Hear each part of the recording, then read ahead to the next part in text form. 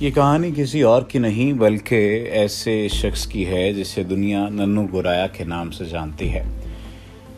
یہ ننو گورایا کون تھا، کیا تھا اور کہاں سے کس طرح سے سفر کرتے کرتے بالآخر یہ پولیس مقابلے کا نشانہ بن گیا، آج کی اس ویڈیو میں آپ کو پوری داستان سے روشناس کرائیں گے۔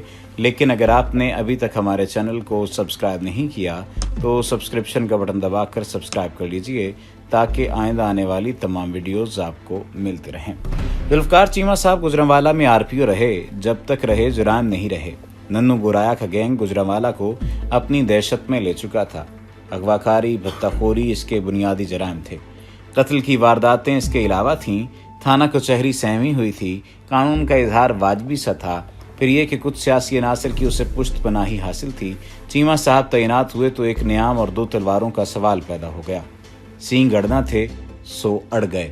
ننو اپنا تمام اثر رسوخ بروئے کار لے آیا، مگر ننو ہی کو فرار کی راہ لینا پڑی۔ ننو نے ملائیشیا کے ایک جزیرے پہ تخت جما لیا۔ چیمہ صاحب نے لیکن ہار نہیں مانی، ہولناک سائے کی طرح تعاقب میں رہے۔ مہینوں آنکھ مچولی رہی، بالآخر وہ ننو کو کھینچ لائے۔ ایک ایک کر کے پورا گینگ لپیٹ کے رکھ دیا۔ پولیس سے ننو کی مبینہ مڈبھیڑ ہوئی۔ ننو کا قصہ بھی بالآخر انجام کو پہنچا۔ کاروباری طبقے نے سکھ کا سانس لیا، شہریوں نے اطمینان کا دم بھرا۔ یہی دن تھے کہ جب شہر بھر میں پولیس گاڑیوں پر پھولوں کی بے حساب پتیاں نچھاور کی گئیں۔ اگلی سنیے۔ ضمنی الیکشن کے موقع پر چیمہ صاحب کو مسلم لیگ کی صوبائی قیادت نے تعاون کے احکامات جاری کیے۔ جواب میں پیشہ ور سپاہی نے انکار کر دیا۔ مسلم لیگ نے ٹکٹ چیمہ صاحب کے بڑے بھائی جسٹس ریٹائرڈ افتخار چیمہ صاحب کو دے دیا۔ تعاون کے لیے اخلاقی دباؤ بڑھ گیا۔ چیمہ صاحب نے مگر پیغام بھجوایا، والد صاحب بھی اگر آ جائیں، آئین سے ماورا کسی تعاون کی امید نہ رکھی جائے۔ نتیجہ چیمہ صاحب کا ٹرانسفر اسلام آباد ہو گیا۔ لیکن ہمارا یہ مقصد نہیں ہے۔ آج کی اس ویڈیو میں ہم نے اس پر تو بات کرنی ہی نہیں ہے، بلکہ ہم تو بات ہی کچھ اور طرح سے کر رہے ہیں۔ ہم لا اینڈ آرڈر گجرانوالہ اور باقی صوبے پر بات کرنے جا رہے ہیں۔ یہ مئی 2010 کی بات ہے جب حسن نثار صاحب نے واضح طور پر لکھا کہ خواجہ صالح ماڈل ٹاؤن سے، جبکہ میں اور سرلو دورانی میزبان کی بھیجی ہوئی گاڑی پر بیلی پور سے روانہ ہوئے۔ موٹر وے کے طے شدہ اسپاٹ پر خواجہ صاحب ہم سے چند منٹ پہلے پہنچ چکے تھے، سو ہم نے سرکاری سواری چھوڑی اور خواجہ کی گاڑی میں شفٹ ہو گئے، جس کے اندر پرانے گیت نئی آوازوں اور سازوں کے ساتھ چل رہے تھے۔ ہمارا ایج گروپ تو ایک ہے، لیکن میں بہت قدیم، خواجہ بہت جدید اور صلاح الدین درانی 50-50 کا ملا جلا کیس ہے۔ میوزک کی طرح ریمیکس سمجھ لیں۔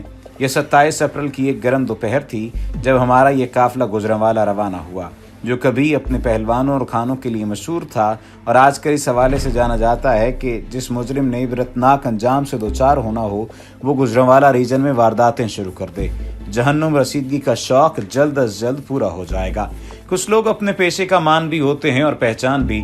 تقریباً 125 پولیس سٹیشنز پر مشتمل گجرانوالہ رینج کا DIG ذوالفقار چیمہ بھی ایسے ہی خال اور باکمال پروفیشنلز میں سے تھے، جو جہاں بھی گئے داستان چھوڑائے کی جیتی جاگتی مثال۔ اور یہ میں اس لیے نہیں کہہ رہا کہ ہمارے درمیان سالوں پر محیط قریبی تعلق ہے، وہ اجنبی ہوتا تو شاید میں زیادہ کھل کر بات کر سکتا۔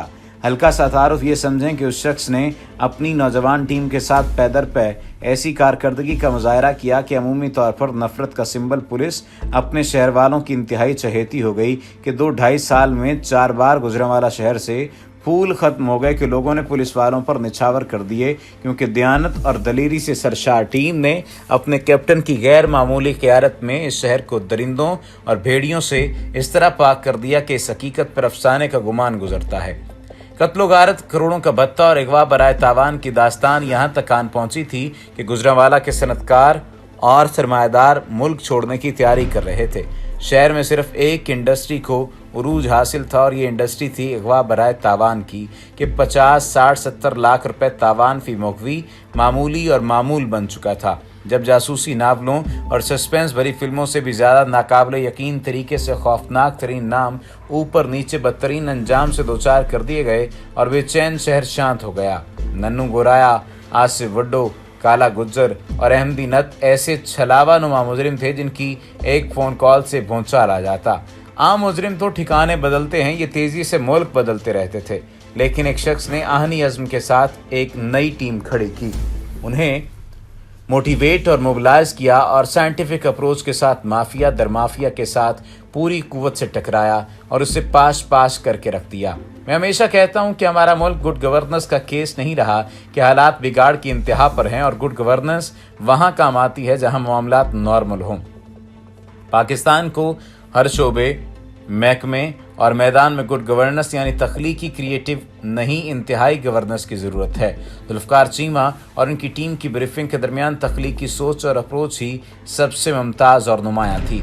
अफसरों और नौजवानों के लिए बेहतरीन वर्किंग कंडीशंस, सज़ा के खौफ और उम्दा कारकर्दगी पर इनामात की कशिश, SHOs की उलमा के साथ इंटरेक्शन और उन्हें बताना कि जिस आका के उम्मती हो उनका उम्मती होने के असल तकाज़े क्या हैं, रूटीन के खुली कचहरियों के साथ जुमे की नमाज के बाद मसाजिद के बाहर अफसरान का आवाम से राब्ता, मसालहती कमेटियों का क़याम ताकि छोटे मोटे मसाइल मकामी तौर पर हल हों और पुलिस जराइम पेशा अनासर पर यकसुई के साथ फोकस कर सके। असल स्टेक होल्डर्स यानी सिविल सोसाइटी को साथ लेकर चलना, जवानों की बैरक से लेकर खुराक तक का ख्याल, स्टेशनरी से लेकर पेट्रोल तक का बंदोबस्त, ताकि मुद्दई पर बोझ हो न अपने ज़मीर पर। स्पेशल ब्रांच से अपील कि हमें सियासी नहीं, क्राइम से मुतालिक इन्फॉर्मेशन दे दीजिए। और मुख्तसरन ये कि ये कसीरुल जहती जंग थी जो प्लान की गैलरी थी और जीतती चली गई। नन्नू गोराई की मौत और दीगर लोगों की मौत से ये बात साबित हो जाती है कि बिलाखिर कानून की ही बालादस्ती होती है और इन इंसानों को वाक़तन दर हकीकत इंसान बनकर ही ज़िंदगी गुजारना चाहिए।